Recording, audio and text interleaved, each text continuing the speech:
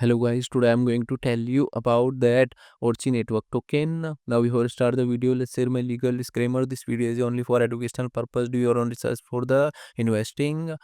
According to the white paper, Orochi Network is a verifiable data infrastructure designed to ensure data integrity and privacy through advanced cryptographic techniques. Orochi Network provides a secure infrastructure for processing and providing data without promising confidentiality.